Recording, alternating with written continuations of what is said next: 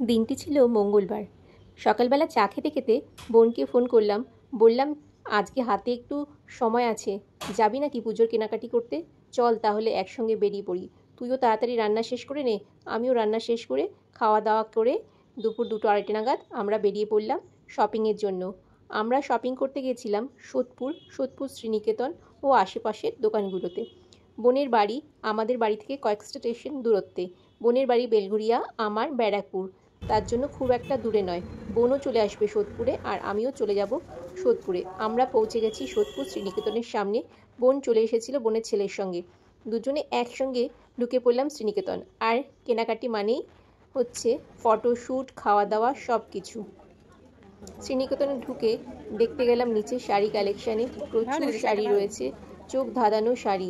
কোনটা ছেড়ে কোনটা নেব, সব কটা শাড়িই ভালো লাগছে, দেখতেও খুব সুন্দর শাড়িগুলো। বোন বলে দিচ্ছিল, দেখ এটা এই কালারটা ভালো, এটা নেই, ওই কালারটা ভালো, ওই কালারটা নেই। আমি তো দিশেহারা হয়ে যাচ্ছিলাম কোনটা নেব। এই নীল রঙটা আমার ভীষণ পছন্দ ছিল, তাই এই শাড়িটা নিয়ে নিলাম। আরও অনেক কিছু কেনাকাটি করেছিলাম, তোমাদের সঙ্গে সেটা আমি পরে শেয়ার করব।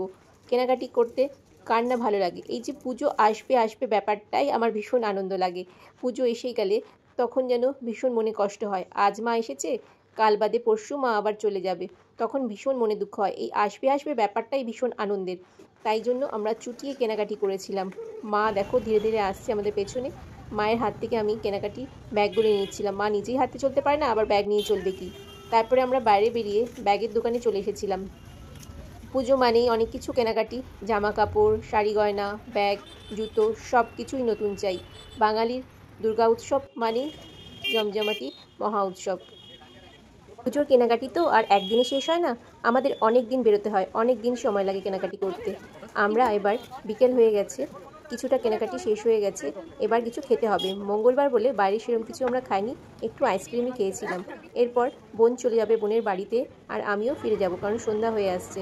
বাড়ি ফিরে সন্ধ্যা দিতে হবে। আমরা ট্রেনে করে ফিরে গেলাম আমাদের গন্তব্যস্থলে ব্যারাকপুরে।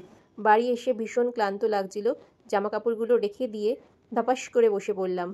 তোমাদের ভিডিওটা কেমন লাগলো জানাতে ভুলো না কিন্তু। দেখা হবে আবার অন্য কোনো ভিডিওতে। আজ আসি, টাটা।